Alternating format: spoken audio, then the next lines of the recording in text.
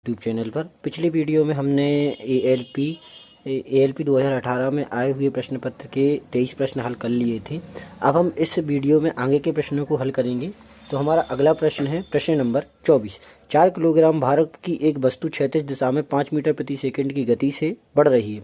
इसकी गति 10 मीटर प्रति सेकंड तक बढ़ाने के लिए इस पर किया गया कार्य। तो यहाँ पर लगेगा गतिज ऊर्जा वाला मतलब कार्य निकालना है। तो उसकी गति 5 से 10 करना है, मतलब प्रारंभिक गति को बढ़ाकर 10 करना है। तो गतिज ऊर्जा वाला यहाँ पर फॉर्मूला रहेगा। यहाँ पर m का मान है अपना 4, मतलब वेट है अपना 4 kg, और u प्रारंभिक वेग है अपना 5 मीटर पर सेकंड, और अंतिम वेग है v है अपना 10 मीटर पर सेकंड। अब यहाँ पर अपना कार्य किया गया कार्य मतलब प्रारंभिक वेग से अंतिम वेग तक लाने में जो कार्य किया जाएगा वह कार्य आ जाएगा। इसके लिए हम फॉर्मूले का उपयोग करेंगे। W = 1/2 mv² minus 1/2 mu²। इस बार फॉर्मूले में अपन मान रख देंगे। पहले अपन 1/2 m कॉमन ले लेंगे, तो 1/2 m कॉमन आ गया। अंदर बचेगा v² माइनस u²। अब यहाँ पर अपन मान रख देंगे। तो m का मान है अपना कितना 4, और v² मतलब 10 धाम 100, और u² मतलब 5 का स्क्वायर तो 25, 5 का स्क्वायर मतलब आ गया 25। तो यहाँ पे अपन 2 से काट देंगे, 2 बार कट जाएंगे 4, और 100 में से 25 घटेंगे तो कितने बचेंगे यहाँ पर 75, और 75 का गुणा 2 में करेंगे तो अपना आंसर आ जाएगा 150, ऑप्शन नंबर 1। अब अगला प्रश्न देखते हैं। प्रश्न नंबर 25। चिंतावन उपन्यास हाफ ऑफ व्हाट आई से के लेखक कौन है? इसके लेखक थे अनिल मेनन इसके लेखक हैं। अगला प्रश्न देखेंगे हम। प्रश्न नंबर 26। दिए गए प्रश्न पर विचार करें और निर्णय लें। प्रश्न के उत्तर देने के लिए निम्न में से कौन से कथन पर्याप्त हैं? कंपनी ABC की बिक्री कैसी रही? कथन नंबर 1 है, कंपनी ABC ने 75,000 साबुन प्रति नग के हिसाब से बेची। मतलब एक नग 75,000 रुपये, उसने 75,000 साबुन बेचे और 70 रुपये का एक साबुन बेचा। और दूसरा कथन है अपना, उत्पादन के क्षेत्र में ABC के पास कोई दूसरा उत्पाद नहीं है। तो अपन को निकालना है कि उसकी बिक्री कैसी रही। तो दोनों कथन साथ में पर्याप्त होंगे। पहला तो अपन को ये पता चल रहा है कि उसने कितने नग बेचे, और दूसरा इससे अपन को ये पता चल रहा है कि उसके पास और कोई अन्य उत्पाद नहीं है, मतलब इससे अपन उसकी पूरी आय निकाल सकते हैं। तो इसका आंसर आ जाएगा दूसरा। 1 और 2 दोनों ही अनुसरण करते हैं। अगला प्रश्न है प्रश्न नंबर 27। फरवरी 2018 की उपलब्ध जानकारी अनुसार प्रधानमंत्री की आर्थिक सलाहकार परिषद के अध्यक्ष कौन है? विवेक देबरॉय। वर्तमान में भी यही आर्थिक सलाहकार परिषद के अध्यक्ष हैं, पद्मश्री से सम्मानित हैं। अगला प्रश्न 28वां। एक रेलगाड़ी 90 किलोमीटर प्रति घंटे की चाल से 1 मीटर लंबे पुल को पार करने के लिए 10 सेकंड का समय लेती है। रेलगाड़ी की लंबाई मीटर में ज्ञात कीजिए। तो इसके लिए मैंने हल कराया हुआ एक रखा है सवाल, मैं आपको स्क्रीन पर दिखाना चाहूँगा। इसकी मदद से आप समझ सकते हैं। तो पहलेपन के लिए चाल कितनी दी है? 90 किलोमीटर प्रति घंटा। तो पहले तो इसके लिए हम बदलेंगे 90 किलोमीटर प्रति घंटा के लिए हम बदलेंगे मीटर पर सेकंड में। तो इसमें 5/18 का गुणा करेंगे तो चाल आ जाएगी अपनी 25 मीटर प्रति सेकंड। अब दूरी, तो दूरी याद रखें, जब ट्रेन स्वयं खम्भे को पार करती है तो ट्रेन की लंबाई दूरी में ली जाती है, लेकिन जब पुल या सुरंग को पार करती है तो इसमें ट्रेन की लंबाई और धन पुल की लंबाई को लिया जाता है। तो पुल की लंबाई 100 धन ट्रेन की लंबाई अपन ने x मान लिया। ये हो गया दूरी, और समय है 10 सेकंड। अब चाल का फॉर्मूला होता है दूरी बटे समय। इसमें हम मान रख देंगे चाल 25 बराबर 100 धन x बटे 100। 10 का पक्षांतर करके गुणा कर देंगे तो हो जाएगा 250 बराबर 100 धन x का मान आ जाएगा 150 मीटर, और यह ट्रेन की लंबाई हो जाएगी। अगला प्रश्न देखते हैं। प्रतिरोध की SI इकाई है? प्रतिरोध की SI इकाई है ओम। ये काफ़ी आसान प्रश्न है। फिर अगला प्रश्न देखते हैं। प्रश्न नंबर 30। दिए गए कथन पर विचार करें और तय करें कि अनुमानों में से कौन से कथन में अंतर्निहित है। ईमानदारी ही सर्वोत्तम नीति है। यह बात तो सत्य है, ईमानदारी ही सर्वोत्तम नीति है। अनुमान क्या है? ईमानदार लोग नीति बनाते हैं, तो यह तो गलत है। ईमानदार लोग नीति बनाते हैं, नीति तो कोई भी बना सकता है। हर नीति में ईमानदारी होनी चाहिए। यह बात सही है, लेकिन इस कथन से मिलती जुलती नहीं है। तो इसमें इसका आंसर आ जाएगा ना तो एक और ना ही दो नहीं। अगला प्रश्न है प्रश्न नंबर 31। तमिलनाडु के नए नियुक्त राज्यपाल फरवरी 2018 में उपलब्ध जानकारी के अनुसार कौन है? तो 2018 में राज्यपाल थे बनवारी लाल पुरोहित और वर्तमान में राज्यपाल हैं रविंद्र नारायण रवि। ध्यान रखना, रविंद्र नारायण रवि वर्तमान में तमिलनाडु के राज्यपाल हैं। अगला प्रश्न है प्रश्न नंबर 32। प्रश्न नंबर 32 है उस आकृति का चयन करें जो दी गई प्रश्न आकृति के स्थान के लिए उपयुक्त है। तो इसका आ जाएगी आकृति नंबर ए। अगला प्रश्न है सर्च लाइट का परावर्तक कौन सा है? तो सर्च लाइट, यह साइंस से संबंधित प्रश्न है। सर्च लाइट का परावर्तक होता है, उसका परावर्तक पृष्ठ होता है अवतल दर्पण। अगला प्रश्न नंबर 34। उस विकल्प का चयन करें जो तीसरे चित्र से उसी तरह संबंधित है जिस तरह दूसरा चित्र पहले से।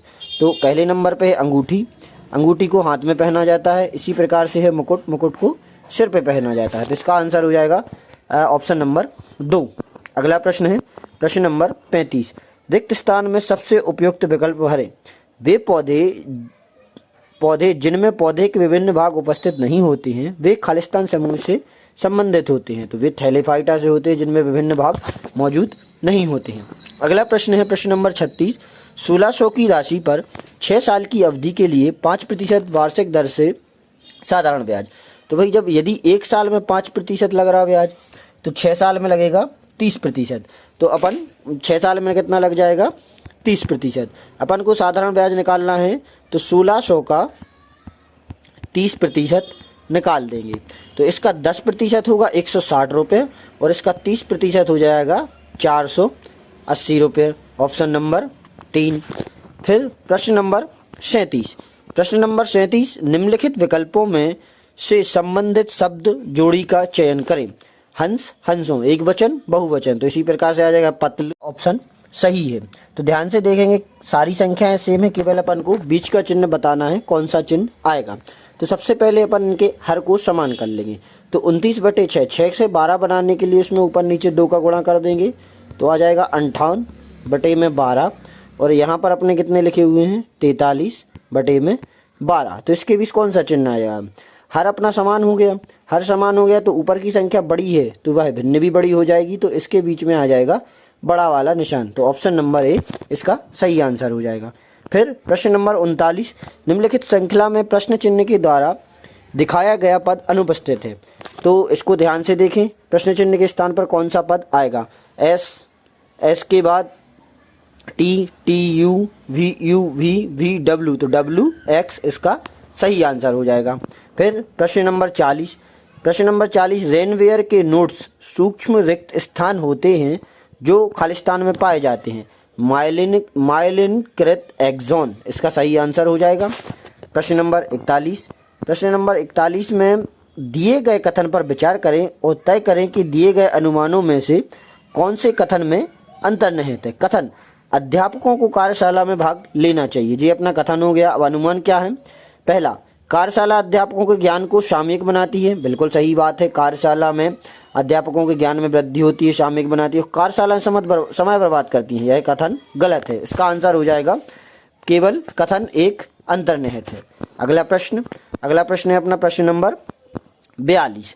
किसी दर्पण को जब नीचे दिए गए शब्द को नीचे क्षैतिज रखा जाता है, शब्द के नीचे क्षैतिज रखा जाता है तो उसके द्वारा निर्मित दर्पण छवि का चयन कीजिए। तो आपको पता होगा जब दर्पण रखते हैं तो लेफ्ट का राइट और राइट का लेफ्ट दिखाई देता है, लेकिन इसमें प्रश्न को थोड़ा सा घुमा दिया गया है। शब्द के नीचे दर्पण रखा गया है तो शब्द के नीचे यदि अपन दर्पण रखेंगे तो ऊपर का नीचे और नीचे का ऊपर पलट जाएगा। तो ऑप्शन नंबर 3 इसका सही आंसर हो जाएगा। प्रश्न नंबर 43। पीर पंजाल रेलवे सुरंग यह जम्मू कश्मीर में स्थित है। अगला प्रश्न नंबर 44। दिए गए प्रश्न पर विचार करें और निर्णय लें कि प्रश्न का उत्तर देने के लिए निम्न में से कौन सा कथन पर्याप्त है। क्या राजू को यात्रा करना पसंद है? यह अपना कथन हो गया। अब वाक्य, पहला, राजू ने भारत के पूर्व, पश्चिम, उत्तर, दक्षिण सभी प्रांतों में दर्शन किया है। यह कथन तो मिलता जुलता है, यदि उसको पसंद है तभी तो सब जगह वह दर्शन करेगा। फिर दूसरा, राजू को अपने दोस्तों के साथ रहना पसंद है। अब यह बात इससे संबंधित नहीं है, क्योंकि दोस्तों के साथ तो वह अपने शहर में भी रह सकता है, घर पे भी रह सकता है, लेकिन तो इसका आंसर आ जाएगा केवल प्रश्न का उत्तर देने के लिए वाक्य एक पर्याप्त है, अपितु वाक्य दो पर्याप्त नहीं है। अगला प्रश्न, प्रश्न नंबर 45। प्रश्न नंबर 45 है, एक परमाणु में न्यूट्रॉन की संख्या किसके बराबर होती है? तो इसका फॉर्मूला है द्रव्यमान संख्या माइनस परमाणुओं की संख्या। अब हम देखेंगे अगला प्रश्न, प्रश्न नंबर 46। प्रश्न नंबर 46 है, अब से 7 साल बाद विराट मोहिंदर से दोगुना बड़ा होगा। 5 साल पहले मोहिंदर की आयु विराट की आयु के 2/5 से 1 वर्ष कम थी। विराट की वर्तमान आयु क्या है? तो सबसे पहले हम मानेंगे वर्तमान आयु माना विराट की भी मान लेंगे और महेंद्र की m मान लेंगे। 7 वर्ष बाद इनकी आयु क्या हो जाएगी? विराट की हो जाएगी v/7 और महेंद्र की हो जाएगी m/7। फिर हम क्या करेंगे? प्रश्न के अनुसार जाएंगे। तो प्रश्न के अनुसार v/7 बराबर 2m/7 हो जाएगा, क्योंकि विराट की आयु पहले से दुगनी है तो अपन को बराबर करने के लिए मोहिंदर की आयु को दोगुना करना पड़ेगा। फिर आएगा, इसको हल करेंगे अपन तो आ जाएगा अपना समीकरण v-2m बराबर 7 एक समीकरण प्राप्त हो जाएगा। फिर अपन सवाल को आगे पढ़ते हैं।